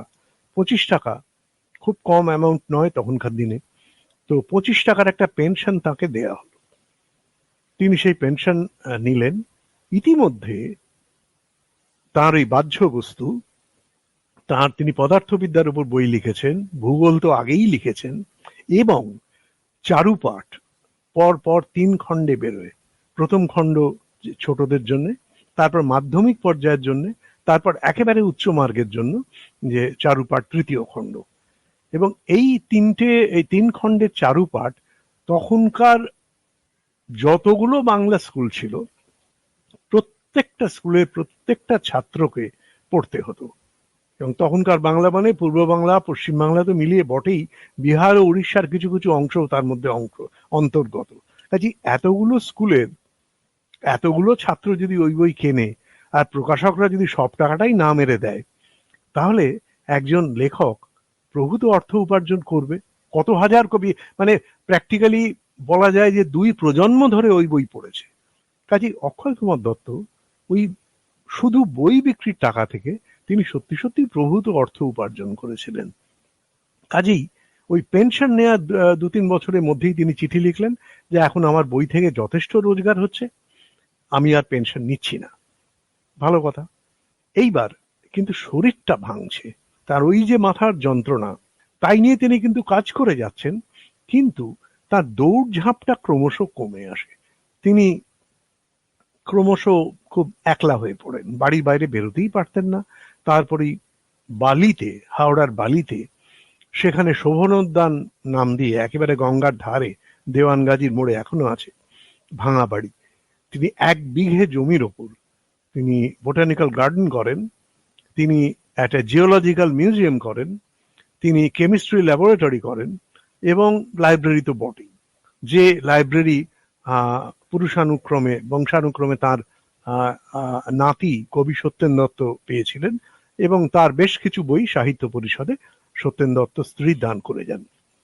যাই হোক, আমি বলতে চাইছি যে এই যে লেখাপড়ার কাজ করছেন, শরীর কিন্তু ভাঙছে, বেরোতে পারছেন না। পক্ষান্তরে বিদ্যাসাগরের ঠিক ওই পর্বটাতেই দেখছি তার শরীর স্বাস্থ্য অত্যন্ত মজবুত ছিল, এবং তিনি অমানসিক পরিশ্রম করছেন, কিন্তু তার শরীর ভেঙে পড়ছে না। তিনি আন্দোলন করছেন বিধবা বিবাহ নিয়ে, তিনি বহু বিবাহের বিরুদ্ধে লিখছেন, তিনি শিক্ষা সংস্কার নিয়ে লিখছেন, কি না করছেন একজন মানুষ। কিন্তু এত সমাজ সংস্কারের পেছনে সময় দিলে, মানুষের দিনে সময় তো 24টা ঘন্টা, এত বেশি সমাজ সংস্কারের দিকে সময় দিলে তিনি লিখবেন কখন? তার যে দার্শনিক চিন্তা, যে 1853 সালেই তিনি বলছেন যে সাংখ্য আর বেদান্ত এরা ফলস সিস্টেমস অফ ফিলসফি, বেশ, এটা তিনি মনে করতেন, এটা তার মত। কিন্তু এই নিয়ে বিস্তারিত আলোচনা, অন্তত বাংলায় এরকম কোনো বিস্তারিত আলোচনা তিনি করেন। কখন করবেন, সময় কোথায়? অক্ষয় দত্ত সেই কাজটা করলেন। এই যে বিদ্যাসাগরের যে মনোভাব, যে ফ্রান্সিস বেকনের যে অভিজ্ঞতাবাদী দৃষ্টিকোণ থেকে, অর্থাৎ আমরা পঞ্চ ইন্দ্রিয় দিয়ে যে জ্ঞান আহরণ করছি সেইটাকে অ্যানালাইজ করে সেটাকে নিয়ে আবার পরীক্ষা নিরীক্ষা করে আমরা বৈজ্ঞানিক জ্ঞান আহরণ করতে পারি, এই যে মনোভাবটা, এইটাই বেকনিয়ান দৃষ্টিভঙ্গি। এইটা বিদ্যাসাগরও মানতেন, এইটা অক্ষয় দত্তও মানতেন। তো এইটা বিদ্যাসাগর মেনে নিয়ে, আমরা জানি যে বেকনের বই সংস্কৃত কলেজে তিনি পাঠ্য করেছিলেন, যাতে পাঠ্য হয় তার জন্য অনেক লড়াই করেছিলেন। এই বেকন, অক্ষয় দত্তর একটা লেখাই আছে, আমাদের চাই একটি বেকন, একটি বেকন, একটি বেকন। যে ফ্রান্সিস বেকন এসে ইউরোপে তাদের মধ্যযুগ থেকে উদ্ধার করে আধুনিক বিজ্ঞানের অভিমুখে ঠেলে দিয়েছিলেন। রামমোহন রায়ও এই কথা বলেছিলেন, অক্ষয় দত্তও এই কথা বলেছিলেন, বিদ্যাসাগরও বলেছিলেন। কিন্তু বিদ্যাসাগর অন্য কাজে, সামাজিক কাজে এত ব্যস্ত হয়ে পড়েন যে তিনি এই সব দার্শনিক বিষয়গুলো নিয়ে খুব বেশি লেখার সুযোগ পাননি। তার পড়াশোনার বিস্তৃতি অসীম ছিল, তিনি ইচ্ছে করলেই এসব নিয়ে লিখতে পারতেন, হয়তো অক্ষয় দত্ত চেয়ে আরো গভীরে গিয়ে লিখতে পারতেন, কিন্তু তিনি সময় পাননি। তিনি শুধু সর্বদর্শন সংগ্রহ এটা এডিট করেছিলেন, সেটাও বিরাট কাজ। তো কাজেই এইবার যেটা দাঁড়ালো, যে এইটাই অক্ষয় কুমার দত্তর জীবনের একটা মিশন হয়ে দাঁড়ালো, যে আমার টাকা পয়সার অভাব নেই, আমার বইপত্র থেকে যথেষ্ট টাকা পয়সা আসছে, কিন্তু আমার শরীর ভেঙে গেছে, আমি বাড়ি থেকে বিশেষ বেরোতে পারছি না, সভা সমিতিতে যাওয়া আমার এখন প্রায় বন্ধই হয়ে গেছে। আমি এই দার্শনিক বিষয়গুলো নিয়ে, এই যে বৈজ্ঞানিক বিষয় নিয়ে, বিজ্ঞান দর্শনকে মিলিয়ে তার সঙ্গে ভাষাতত্ত্ব, তার সঙ্গে ইতিহাস, এইগুলোকে নিয়ে আমি একটা সামগ্রিক চর্চার কেন্দ্র গড়ে তুলতে চাই আমার এই বাড়িতে শোভন উদ্যানে। কিন্তু সেখানেও শরীর বাদ সাধলো, তিনি হাঁটতে পারতেন না, এমন অবস্থা হয়েছিল। 10 মিনিট লিখলে মাথার যন্ত্রণা বলে শুয়ে পড়তেন, ডিকটেশনও দিতে পারতেন না এক সময়, এমন অবস্থা। তারই মধ্যে লিখে যাচ্ছেন। আমার মতে মহত্তম সৃষ্টি, এবং আজও আমাদের এত কিছু শেখার আছে বইটা থেকে, যে ভারতবর্ষীয় উপাসক সম্প্রদায়। তার প্রথম খণ্ডটা 1870-এ বেরোলো, দ্বিতীয় খণ্ডটা 1883-তে বেরোলো, 13 বছর পরে, এত অসুস্থ, এবং তার 3 বছর পরে তিনি তো মারাই গেলেন বই অসমাপ্ত রেখে। তো এই বইয়ের যে অ্যানথ্রোপোলজিক্যাল দিকটা, যে বিভিন্ন উপাসক সম্প্রদায়ের ইতিবৃত্ত সংগ্রহ করার দিকটা বলেছেন, আমি একটু জোর দেবো ওর ওই উপক্রমণিকার ওপর। ওই দুই বইতেই দেখবেন মূল অংশের চেয়ে উপক্রমণিকা বোধহয় আকারে একটু বড়ই, এবং সেই উপক্রমণিকাতে আমার মতে এই প্রথম বাংলা ভাষায় একজন কেউ বেকনিয়ান বা ওই অভিজ্ঞতাবাদী বৈজ্ঞানিক দৃষ্টিভঙ্গি থেকে ভারতের সমস্ত দার্শনিক ধারাগুলোর একটা বিশ্লেষণ উপস্থিত করলেন, ভারতের বিজ্ঞানের ইতিহাস উপস্থিত করলেন, এবং এই প্রশ্নটা তুললেন যে ভারতবর্ষ তো একসময় সত্যি সত্যি দারুণ বৈজ্ঞানিক চিন্তার জন্ম দিয়েছিল। অনেক বড় বড়, তিনি কণাদের কথা বারবার বলেছেন, কপিলের কথা বারবার বলেছেন, যে তারা তো এই ভারতবর্ষেই জন্মেছেন, কিন্তু সেটা রইল না কেন? কেন ভারতবর্ষের এই বৈজ্ঞানিক চিন্তার ধারা কিছুদিন পর একেবারে নিম্নগামী হয়ে গেল? এটা একটা ওই ধর্ম আর কুসংস্কারের একটা প্রায় আখড়া হয়ে উঠল। কেন? এই যে কেন প্রশ্নটা তুললেন, এবং তিনি তার মতো করে একটা উত্তর দেবার চেষ্টা করলেন। অর্থাৎ যদি বিজ্ঞানের ইতিহাসের দিক থেকে দেখি, ভারতীয় দর্শনের ইতিহাসের দিক থেকে দেখি, তাহলে এটা আমরা স্বীকার করতে বাধ্য, অক্ষয় কুমার দত্তই সেই ব্যক্তি যিনি প্রথম একটা ওই বৈজ্ঞানিক এম্পিরিসিস্ট বেকনিয়ান দৃষ্টিকোণ থেকে এর একটা বিশ্লেষণ হাজির করলেন। শুধু এটার জন্যই তার অমর হয়ে থাকার কথা। হরপ্রসাদ শাস্ত্রী বলেছিলেন যে শুধু বাংলায় নয়, সারা ভারতবর্ষে তার নাম চির অক্ষয় হয়ে থাকবে এই বইটার জন্য। কিন্তু থাকেনি। আমরা তো রাখি না মনে টনে, ধর্মকর্ম করলে মনে রাখতাম, তিনি কটা মন্দির প্রতিষ্ঠা করেছেন মনে রাখতাম, কিন্তু বইয়ের জন্য কেন মনে রাখতে যাব? আমরা রাখিনি। কিন্তু যদি একটু ধুলো ঝেড়ে বইটা আজকেও পড়ি, আমরা একেবারে অবাক হয়ে যাব। এবং এইটা অক্ষয় কুমার দত্তের দার্শনিক ও বৈজ্ঞানিক চিন্তার বিবর্তনের শেষ ধাপ। এখানে এসে আমরা কি কি দেখছি?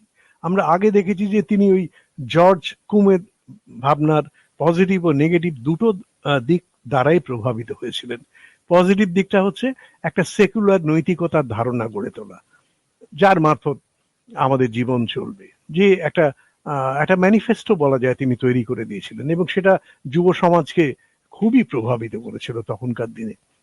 কিন্তু ওই তখনও তার মাথায় ওই যে ভুল ধারণা, যে ফ্রেনোলজি, ওটাকে তিনি বিজ্ঞান বলে মনে করতেন। ইতিমধ্যে 1859 সালে সারা পৃথিবীর মধ্যে একটা যুগান্তকারী ঘটনা ঘটলো। সেটা হচ্ছে চার্লস ডারউইনের অরিজিন অব দি স্পিসিস বেরোলো। অরিজিন অব দি স্পিসিস বেরোনোর তার কয়েক মাসের মধ্যে সেই বই কলকাতায় এলো। তার কয়েক মাসের মধ্যে অক্ষয় কুমার দত্ত সেই বই শেষ করলেন, এবং সেইটা তার চিন্তা ভাবনায় একটা নতুন বাঁক এনে দিল। তিনি চার্লস ডারউইনের ভক্ত হয়ে গেলেন। এবং শুধু চার্লস ডারউইন নন, যে যে Thomas Henry Huxley, T. H.. Huxley, যিনি সগর্বে বলতেন যে আমি হচ্ছি ডারউইনের বুলডগ, এর চেয়ে বড় পরিচয় আমার কিছু নেই, ডারউইনকে রক্ষা করা, ডারউইনকে প্রচার করা, এটাই আমার জীবনের ব্রত, টি.এইচ. হাক্সলি। তো উনি, এই অক্ষয় কুমার দত্ত, তিনি ডারউইন আর টি.এইচ. হাক্সলি এই দুজনেরই ভক্ত হয়ে গেলেন। সারাক্ষণ শুধু ডারউইন আর হাক্সলি পড়তেন তিনি। ফলে তার চিন্তা ভাবনায় দুটো পরিবর্তন এলো। এক হচ্ছে তিনি বুঝলেন যে ওই জর্জ কুমের ফ্রেনোলজি, মাথা টিপে টিপে বলে দেওয়া কার স্বভাব চরিত্র কেমন, ওটা কোনো বিজ্ঞানী নয়, ওটা হয় না, ওটা ভুল। দ্বিতীয় যে কথাটা, যে একদিন অবধি তিনি এই যে জগদীশ্বরই সবকিছু সৃষ্টি করেছেন, এই বিশ্বাসটায় দাঁড়িয়েছিলেন, এই বিশ্বাস থেকে একটু একটু সংশয় জাগলেও এই বিশ্বাস থেকে সরে আসতে পারেননি। তার কারণ, এর কোনো বিকল্প ব্যাখ্যা তো নেই। জগদীশ্বর যদি সৃষ্টি না করে থাকেন, তাহলে এই সবকিছু সৃষ্টি হলো কি করে? মানুষ এলো কোথা থেকে? জন্তু জানোয়ার এলো কোথা থেকে? এই ব্যাখ্যাটা দিলেন কে? না, চার্লস ডারউইন। তিনি ওই যে প্রাকৃতিক নির্বাচন, ন্যাচারাল সিলেকশন প্রথার মাধ্যমে একটা সামান্য এককোষী প্রাণী, একটা অ্যামিবা থেকে কি করে আজকের এই বিশাল জীব সমষ্টি গড়ে উঠেছে, তার ব্যাখ্যাটা তিনি দিলেন।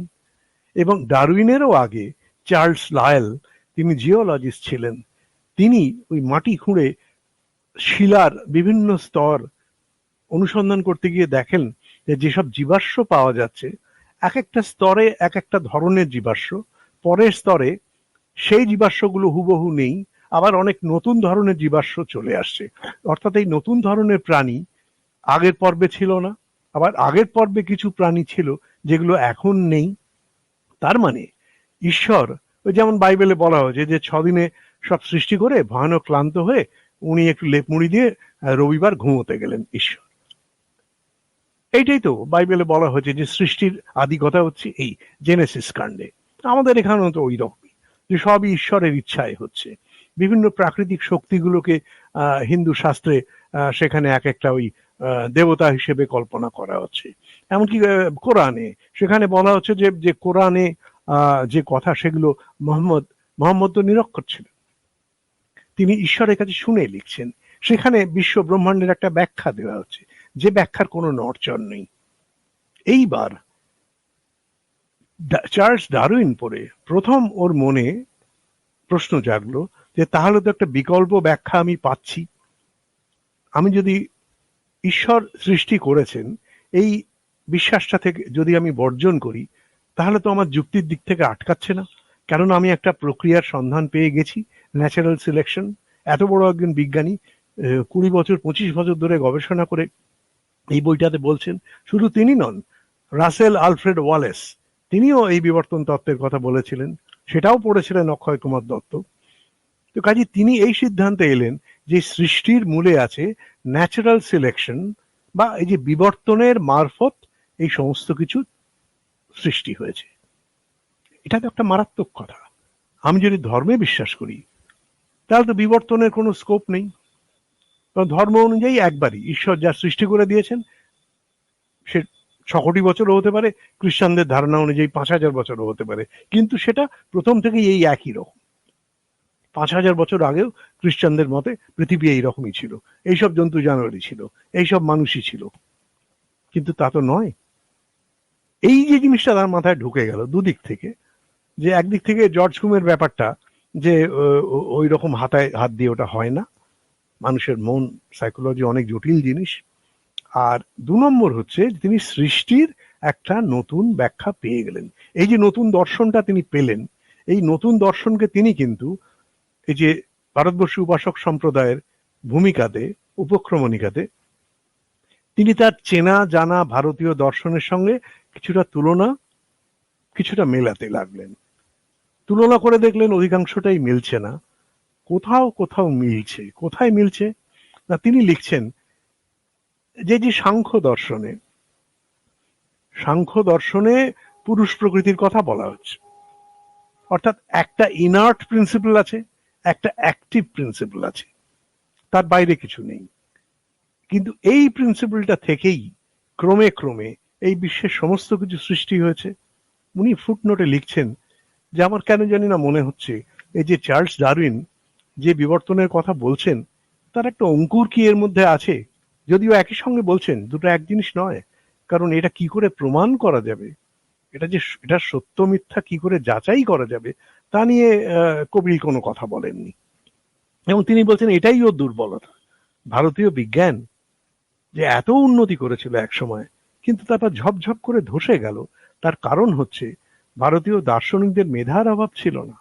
তারা বিজ্ঞানের ব্যাপারে অসাধারণ সব তত্ত্ব উপস্থিত করেছেন, কিন্তু একটা জায়গায় ঘাটতি ছিল, সেটা হচ্ছে বৈজ্ঞানিক মেথড, যাকে বলে পদ্ধতিতন্ত্র।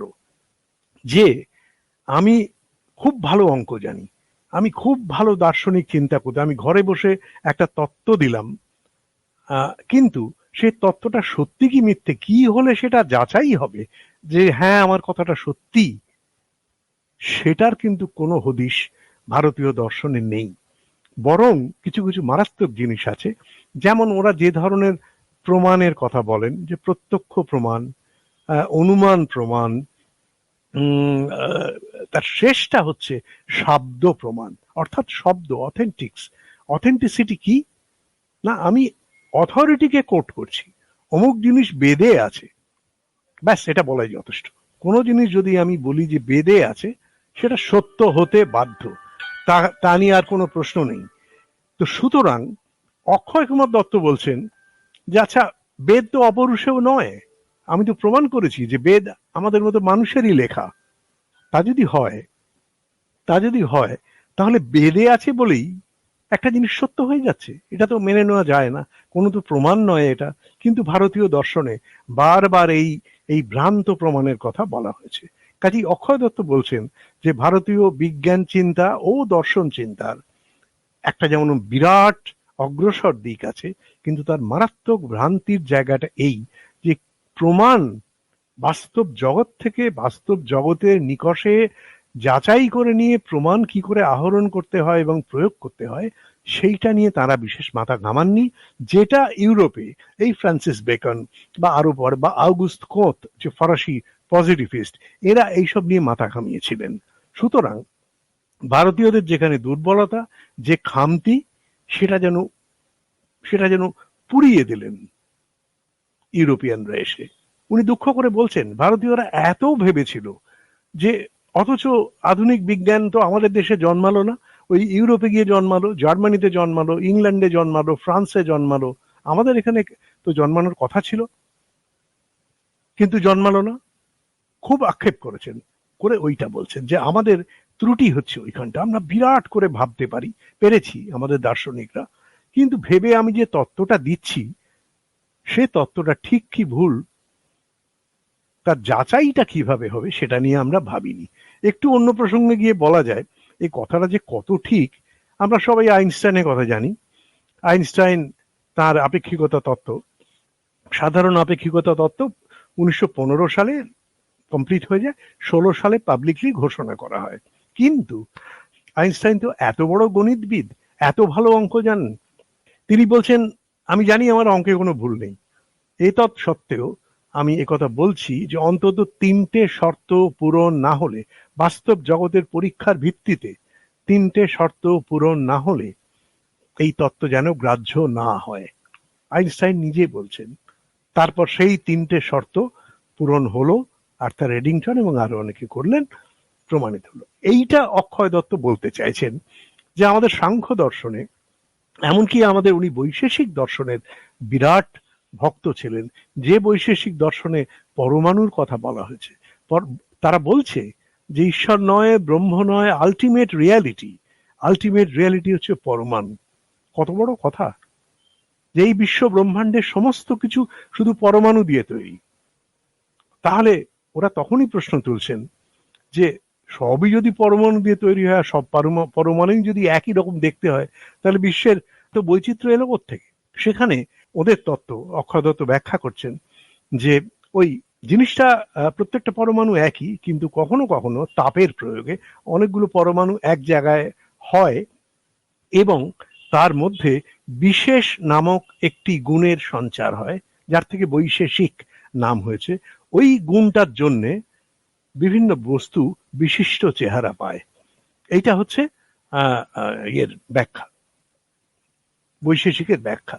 এইটা বলে অক্ষয় দত্ত তৎক্ষণাৎ প্রশ্নটা তুলছেন, চমৎকার ব্যাখ্যা, খুব ভালো কথা, কিন্তু কি দিয়ে প্রমাণ করবো যে এটা ঠিক? কোন পরীক্ষার দ্বারা, কোন ল্যাবরেটরিতে, কি পদ্ধতিতে? এটা কিচ্ছু নেই, কোনো কথা নেই।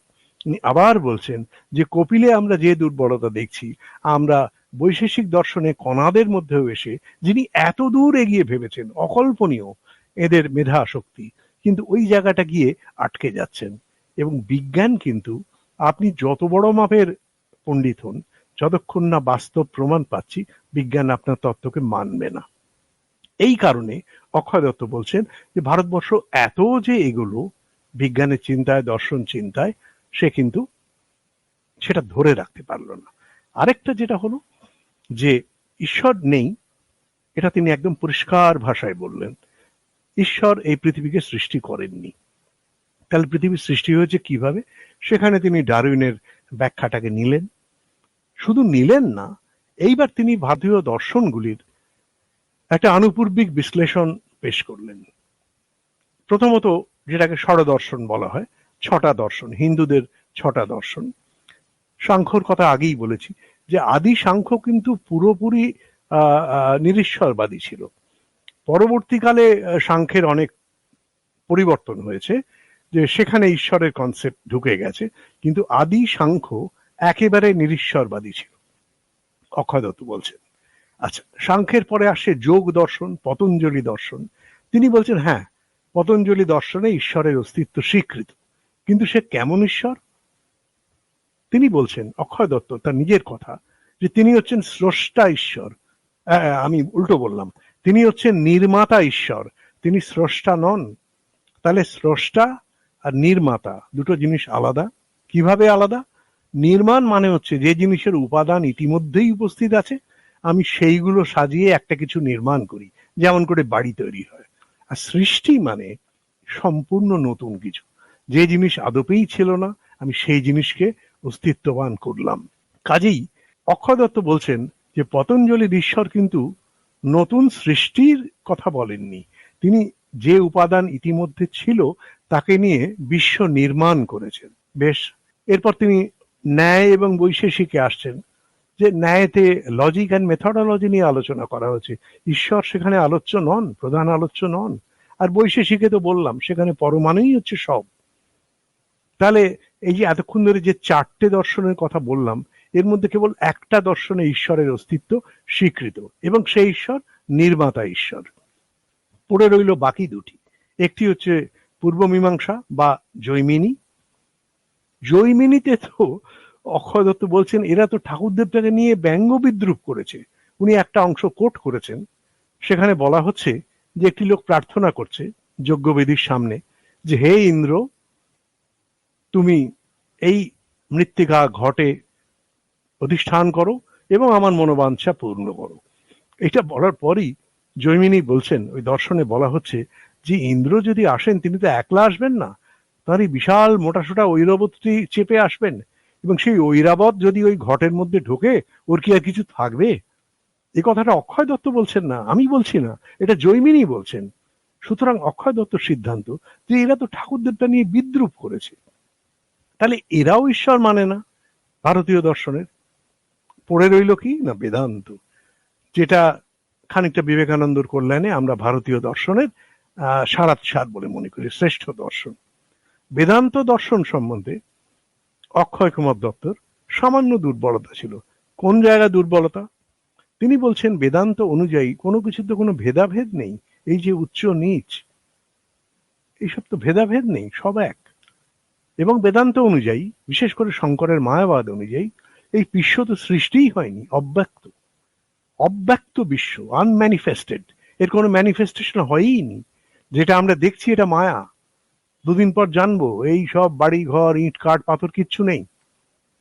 এইবার ওর প্রশ্ন, তাই যদি হয়, অর্থাৎ সৃষ্টি যদি আদপেই হয়ে না থাকে, এই সবটা যদি মায়াই হয়, তাহলে কি স্রষ্টা বলে কোনো কিছু থাকতে পারে? তার মানে বেদান্ত, বিশেষ করে শঙ্করের মায়াবাদ যদি আমি মেনে নিই, তাহলে আমি স্রষ্টা ঈশ্বরকে মানতে পারি না।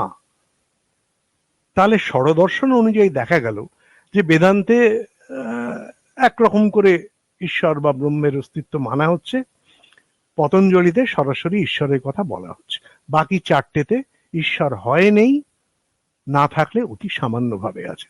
এখানেই শেষ নয়, উনি বলছেন এরপর ধরুন চারবাক, জানিয়ে রামকৃষ্ণ ভট্টাচার্য একজন ইন্টারন্যাশনাল অথরিটি। চারবাকরা তো সরাসরি যাকে বলে গালি গালাজ, তারা ব্রাহ্মণদের গালি গালাজ করছে যে এই সমস্ত ধর্ম, পুজো আচ্ছা, ঠাকুর দেবতা, বড়লোক, এ সমস্ত ব্রাহ্মণদের কারসাজি। কেন? একটা বাড়িতে কেউ জন্মালে তৎক্ষণাৎ পুরুষ ডাকতে হবে, বিয়ে হলে পুরুষ ডাকতে হবে, সে বাড়ি করলে গৃহপ্রবেশের জন্য পুরুষ ডাকতে হবে, সে মরলেও পুরুষ ডাকতে হবে, এবং সবাই ব্রাহ্মণ। তো কাজেই এই ধর্ম, অক্ষয় কুমার দত্ত বলছেন যে এই চারবাকও তো ভারতীয় দর্শন। এটা পাকাপাকি ভাবে বস্তুবাদী, পাকাপাকি ভাবে যুক্তিবাদী।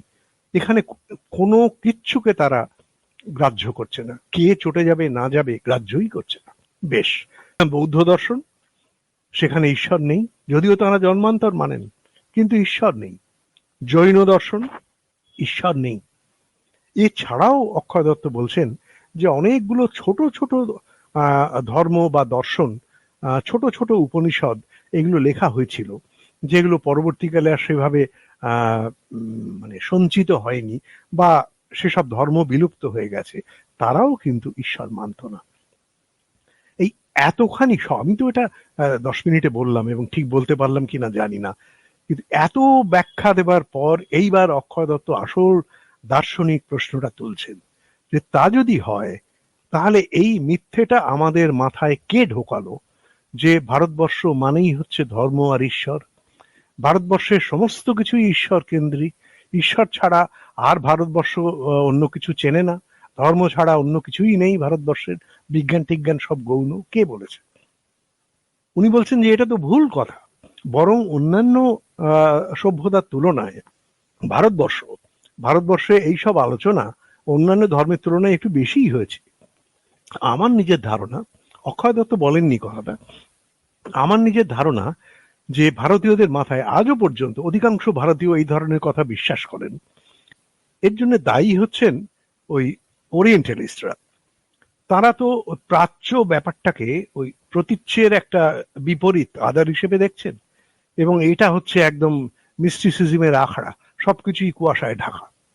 এই যে জিনিসটা, এই ব্যাপারটাকে ধর্মের সঙ্গে মিলিয়ে এরা ভারতবর্ষ সম্বন্ধে এমন একটা ইমেজ তৈরি করেছিলেন যাতে ভারতীয়রা নিজেরাই কখনো কখনো বেশ গর্বিত ভাবে এই ভ্রান্ত দৃষ্টিভঙ্গিটা গ্রহণ করেছিল, যেটা এডওয়ার্ড সইদের কাজের পর আজকাল আমাদের বুঝতে অনেক সুবিধে হয়।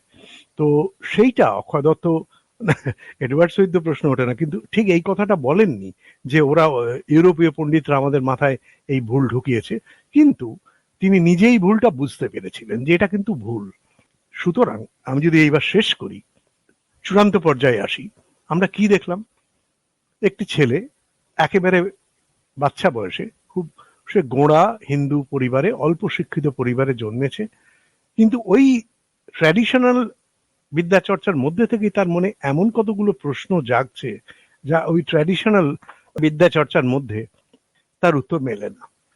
তারপর সে কলকাতায় আসছে, হার্ডম্যান জেফ্রয়ের সংস্পর্শে আসছে, সে বিশ্ব পৃথিবী সম্বন্ধে জানছে, সে একই সঙ্গে তার দেশের সংস্কৃতি সম্বন্ধে জানছে, সে প্রশ্ন করছে তাহলে এই সংস্কৃতির চরিত্রটা কেমন।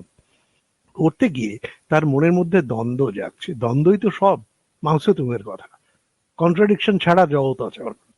এটা তার ক্লাসিক্যাল উদাহরণ। অক্ষয় কুমার দত্ত নানান দ্বন্দ্বে ভুগতেন যে বিজ্ঞানের নিয়ম, বিশ্ব প্রকৃতি এইসব কি জগদীশ্বরের সৃষ্টি? যদি সৃষ্টি হয় তাহলে এর মধ্যে এত ত্রুটি কেন? যে জিনিসের ত্রুটি আছে তিনি তো সর্বশক্তিমান হতে পারেন না, তাহলে জগদীশ্বর নেই। তা যদি না থাকে তাহলে সৃষ্টি হলো কি করে? এটা তিনি দীর্ঘদিন বুঝতে পারেননি, নানা রকম ভুল জিনিস ভেবেছেন। অবশেষে ডারউইন পড়ে তার ভুল ভাঙল এবং তিনি ঈশ্বর নয়, জগদীশ্বর নয়, তিনি প্রাকৃতিক প্রক্রিয়াটাকেই বুঝলেন যে এটাই সৃষ্টি। একটা অসাধারণ অ্যানেকডোটের কথা বলে শেষ করব। ওই যে অক্ষয় দত্তর বাড়ি এখন ভাঙাচোরা অবস্থায় বালিতে যেটা পড়ে আছে, শোভন উদ্যান, ওই বাড়ির যেটা ওর স্টাডি কাম ল্যাবরেটরি ছিল, বিশাল একটা হল ঘরের মতো, সেইখানে 5টা ছবি টাঙানো ছিল। Rammohan Roy, John Stuart Mill, Charles Darwin, T H. Huxley এবং নিউটন, আইজ্যাক নিউটন। তো ওর জীবনীকার মহেন্দ্রনাথ রায় বলছেন যে যেদিন ওই নিউটনের ছবিটা টাঙানো হলো সেদিন ওর চোখে জল এসে গিয়েছিল এবং তিনি বলেছিলেন যে আমার গৃহ আজকে সত্য সত্যই দেবগৃহ হইয়া উঠিল। অর্থাৎ একজন মানুষ 1870-80 দশকে সেই কথা বলছে যে আইজ্যাক নিউটনের ছবি বাড়িতে টাঙালাম মানে আমার গৃহ সত্যিই আজকে মন্দির হলো। কোনো সত্যিকারের ঠাকুর দেবতার দরকার নেই। বিজ্ঞান হচ্ছে সেই জিনিস যা আমাদের প্রকৃত সত্যর দিকে নিয়ে যায়, সেটাই তো ঈশ্বর। সুতরাং তার গৃহ দেবগৃহ হয়ে উঠল নিউটনের ছবি টাঙানোর পর। তো এইভাবে পাশ্চাত্য ইতিহাস আর বিজ্ঞানের ইতিহাস তুলনা করে করে দেখা, আমাদের দেশের বিজ্ঞান, অন্যদের গ্রিসের বিজ্ঞান, ইউরোপের বিজ্ঞান মানে পশ্চিম ইউরোপের বিজ্ঞান, তুলনা করে করে সিদ্ধান্তে আসা এবং প্রতিটা জিনিসকে যুক্তি দিয়ে যাচিয়ে নেওয়া, এই ব্যাপারে অক্ষয় কুমার দত্ত পথিকৃৎ বললে কম বলা হয়। মানে উনি যা করে গেছেন এখনো পর্যন্ত আমরা তার মহিমা বুঝে উঠতে পারিনি। আমি তাই এই কথা বলে শেষ করি যে আজকের ভারতবর্ষে এই ধর্ম, কর্ম, মন্দির এসব নিয়ে যেসব কাণ্ড কারখানা চলছে, এর বিরুদ্ধে আমাদের যদি একটা তাত্ত্বিক বৌদ্ধিক প্রতিরোধ গড়ে তুলতে হয় তাহলে সবার আগে যাকে স্মরণ করতে হবে তিনি হচ্ছেন অক্ষয় কুমার দত্ত, যার 200 বছর এই 2020 সালে পূর্ণ হলো। নমস্কার।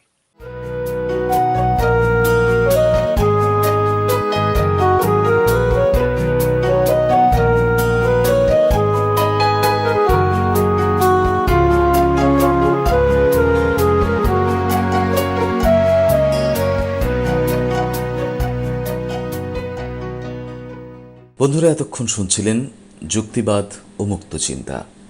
আলোচনা করলেন আশিস লাহিড়ী। Radio quarantine, Kolkata. একাকী থেকো না অসময়ে।